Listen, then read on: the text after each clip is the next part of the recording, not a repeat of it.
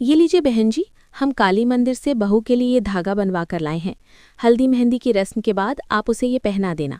हमारी राजस्थान में ये मान्यता है कि कच्ची हल्दी की महक दुल्हन को कमज़ोर करती है। आप इस बात का ख्याल रखना। हल्दी की रस्म के बाद घर से बाहर न जाने देना बहू रानी को। आप चिंता मत कीजिए बहन जी, हम आज ही मेघा को ये धागा बांध देंगे।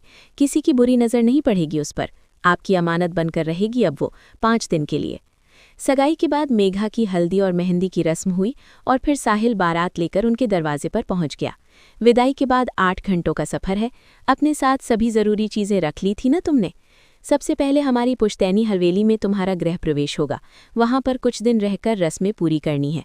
उसके बाद अपने जयपुर वाले घर लौट आएंगे हम सब। हाँ बाबा, सब रख लिया है मैंने, तुम बिल्कुल भी टेंशन मत लो। मेघा अपने ससुराल जाने के लिए बहुत एक्साइटेड थी। साहिल की पुश्तैनी हवेली, शाही रस्में, गृह प्रवेश सब एक सपने की तरह लग रहा था उसे।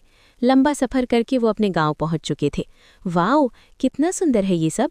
यहाँ तो सब हवेलियाँ ही नज़र आ रही हैं। रुको रुको, प्लीज़ मेरी पिक्चर्स लो ना इसके साथ। मेघा ने गाड़ी रुकवाई और दौड़ते हुए एक सुनसान सी हवेली का दरवाज़ा खोलकर उसके अंदर दाखिल हो गई। मेघा के उस सुनसान हवेली के आंगन में पैर रखते ही पीपल के पेड़ पर बैठे सैकड़ों चमगादड़ एक साथ आसमान की ओर उड़ गए और बाहर आंगन में लगा झूला एकाएक खुद से ही हिलना शुरू हो गया। क्या करती हो तुम? ऐसे कहीं भी नहीं चले जाते हैं। भूलो मत, तुम नई दुल्हन हो और ये हवेली नहीं खंडर है। कोई नहीं रहता यहाँ। आगे से यहाँ आना नहीं, इधर अभी चलो। क्या हुआ, भूत देख लिया क्या तुमने? ऐसे क्यों रिएक्ट कर रहे हो? अरे बाबा, वैसे एक फ़ोटो ही तो क्लिक करवाना चाह रही थी मैं, प्लीज़ लो ना। मेघा को जिद पर अड़ा देखकर साहिल कैमरे से उसकी एक फ़ोटो क्लिक कर देता है और उसे लेकर गाड़ी में बैठ जाता है और गाड़ी उसकी हवेली की ओर चल पड़ती है। राशि, जल्दी से फूलों के थाल, आरती और कलश लेकर आओ, बहुरानी आ गई है। साहिल की माँ मालिनी बहू मेघा का जोरदार स्वागत करती है और उसे कलश पैरों से नीचे गिराकर घर में प्रवेश करने को कहती है। माँ सा की बात सुनकर मेघा कलश को एक टक घूरने लगती है और फिर अपने बाएं पैर से कलश को उल्टी दिशा में गिराती है, जिससे चावल घर से बाहर की ओर बिखर जाते हैं। ये क्या मूर्खता है बहू, अब शगुन कर दिया तुमने। बहू लक्ष्मी होती है और चावल सौभाग्य का प्रतीक माना जाता है, इसीलिए कलश को दाईं पैर से अंदर की ओर गिराते हैं ताकि लक्ष्मी घर में सौभाग्य लेकर प्रवेश करे। और तुमने घर की सुख समृद्धि को बाहर का रास्ता दिखा दिया। ऐसे उल्टी दिशा में कलश कौन गिराता है? अब माँ सा जाने दो ना, गलती से हो गया इससे। ऐसी गलती कोई जानबूझकर थोड़े ही करेगी। ये लंबा सफ़र करके थक गई है, इसे आदत नहीं है ना लंबे सफ़र की। साहिल की बचाव करने पर माँ सा चुप हो गई थी, लेकिन साहिल के कमरे में अंदर जाते समय मेघा का मालिनी को देखकर मुस्कुराना उसे बहुत अखर गया था। जिस तरह से मुझे टेढ़ी नज़रों से देखते हुए ये लड़की मुस्कुराते हुए अपने कमरे में गई है, इसे देखकर साफ पता चलता है इसने वो कलश गलती से नहीं बल्कि जानबूझकर ऐसे गिराया है। लेकिन बहू ऐसा क्यों करेगी?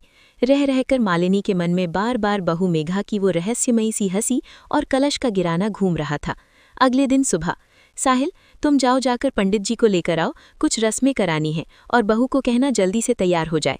साहिल मेघा को तैयार होने के लिए कहकर पंडित जी को बुलाने चला जाता है।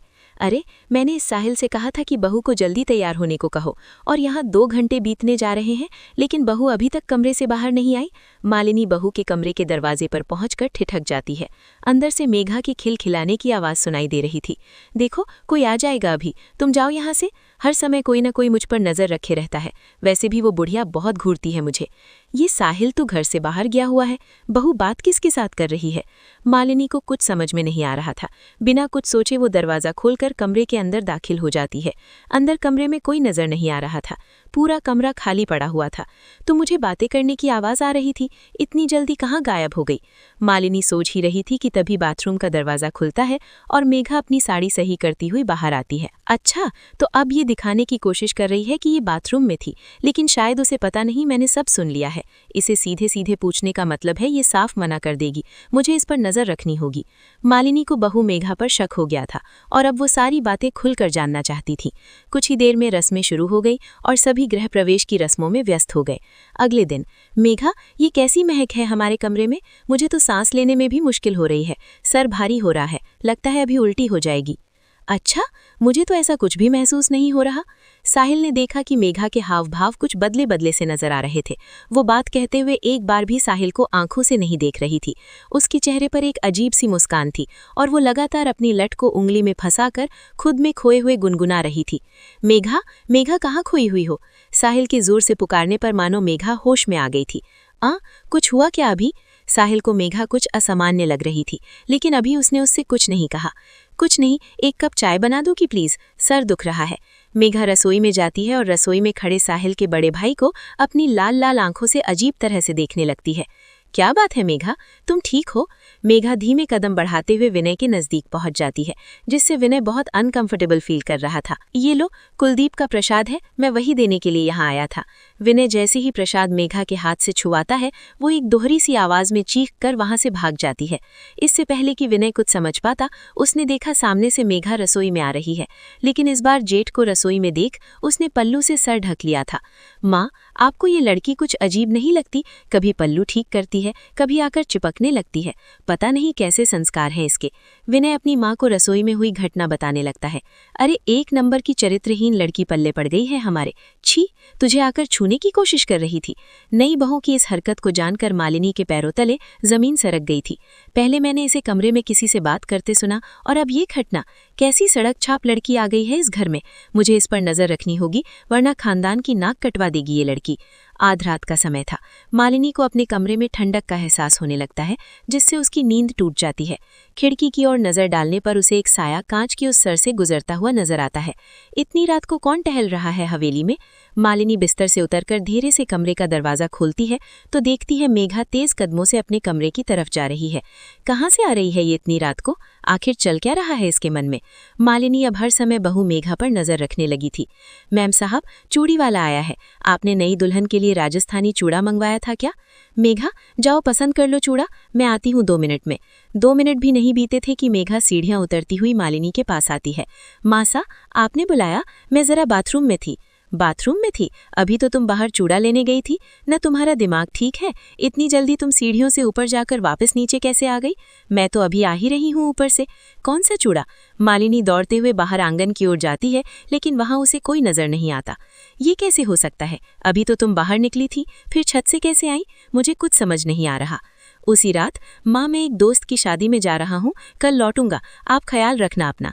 साहिल के जाने के कुछ देर बाद मालिनी को मेघा के कमरे से किसी की मर्दाना आवाज सुनाई देने लगती है। मालिनी बहू के कमरे का थोड़ा सा दरवाजा खोलकर अंदर झांक कर देखती है। अंदर का मंजर इतना डरावना था कि मालिनी के पांव अपनी जगह पर जम से गए थे।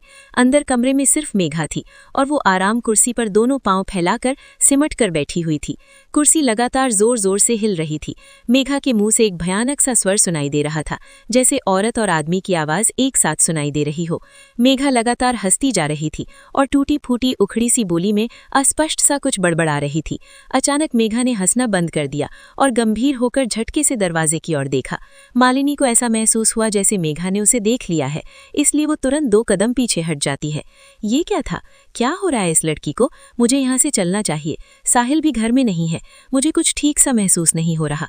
मालिनी नीचे आकर अपने कमरे का दरवाजा बंद कर लेती है, लेकिन रह रहकर उसे बहू का वो हंसना और खुद को घूल कर देखना याद आ रहा था। मालिनी अपने कमरे में बिस्तर पर सिमटी बैठी थी कि तभी उसके दरवाजे पर दस्तक हुई। इतनी रात को कौन आया होगा घर में? घर में तो बस मेघा और मैं ही हूँ। दरवाजे पर होती दस्तक लगातार बढ़ती जा रही थी, जिसके कारण मालिनी पसीने पसीने हो रही थी। कुछ देर बाद दरवाजा पीटने की आवाज अपने आप बंद हो जाती है। लगता है मेघा अपने कमरे में चली गई है। एक बार जाकर देखती हूँ। मालिनी दरवाजे में बने होल से बाहर झांकने की कोशिश करती है तो उसे होल के ठीक सामने मेघा का सफेद पड़ा हुआ चेहरा नजर आता है, जिसे देखकर मालिनी एक बार फिर से पीछे हट जाती है। मालिनी के कमरे में अचानक ही जमीन पर खून से बने पैरों के निशान बनने लगते हैं और देखते ही देखते वहां से गायब हो जाते हैं। मालिनी को इतना समझ में आ गया था कि कुछ तो है जो उसे अपने होने का एहसास दिला रहा है, जो मालिनी को ये बताना चाहता है कि दरवाजा बंद कर लेने से वो उसे अंदर आने से नहीं रोक सकती। डर ने मालिनी के दिल और दिमाग को पूरी तरह से अपने कब्जे में कर लिया था। रात मानो सदियों से भी लंबी हो गई थी उसके लिए। किसी तरह रात बिताने के बाद अगली सुबह जब साहिल घर लौटता है तो मालिनी उसे काफी बेचैन महसूस करती है। क्या बात है बेटा, इतने परेशान क्यों नजर आ रहे हो? माँ, मेघा घर पर आ गई है क्या? अरे, वो गई कहाँ थी जो लौट कर आएगी? मेघा के बारे में तो तू बात ही मत कर। जो मैंने कल रात देखा ना, अगर तुझे पता चला तो तेरे पैरों के नीचे से जमीन खिसक जा। क्या बात कर रही हो? क्या देख लिया आपने कल रात ऐसा? मेघा कल रात घर में तो थी नहीं, फिर आपने देख क्या लिया? तेरा दिमाग तो खराब नहीं है? घर में नहीं थी तो कहाँ थी? पूरी रात घर में ही थी। और क्या क्या किया है ना उसने कल रात में, वो सिर्फ मैं ही जानती हूँ। किसी तरह भगवान का नाम लेकर रात बिताई है मैंने। अरे माँ, आपके सामने ही ना, कल मैं मेघा को अपने साथ शादी में लेकर गया था। पूरी रात वो मेरे साथ ही थी। फिर पता नहीं अचानक सुबह 4 बजे कहाँ गायब हो गई। मैंने उसका फ़ोन भी मिलाया, लेकिन शायद वो अपना फ़ोन घर पर ही भूल गई थी। जब काफ़ी देर ढूंढने के बाद भी वो मुझे नहीं मिली तो मैं सीधा घर चला आया। ये सब क्या हो रहा है? क्यों हो रहा है? मुझे तो कुछ समझ नहीं आ रहा। क्या सच है, क्या भ्रम है? मेरे दिमाग ने तो काम करना ही बंद कर दिया है। अरे तू तो अकेला शादी में गया था ना, और वो मेघा पूरी रात यहाँ घर में ही थी। मैंने अपनी आंखों से देखा उसे। उसके कमरे में वो पागलों की तरह हंस रही थी वो, और फिर उसके बाद आकर मेरे कमरे का दरवाज़ा पीटने लगी। जानवरों की तरह गुर्रा रही थी तेरी बीवी। मुझे तो ये सब कुछ और चक्कर लगता है। अगर तूने अपनी आंखों से देखा होता तब तुझे समझ में आता कि मैं क्या कहना चाह रही हूँ। कैसी बेतुकी बात है। अरे एक ही इंसान एक ही समय में 2 जगह कैसे हो सकता है? ये सारी कंफ्यूजन मेघा के कारण ही हो रहा है ना। कहाँ है वो? उसी से पूछते हैं कि वो कल रात को कहाँ थी। कहीं ऐसा तो नहीं है इस घर में कोई मेघा का बहरूपिया घुस आया है? कोई फिल्म चल रही है क्या?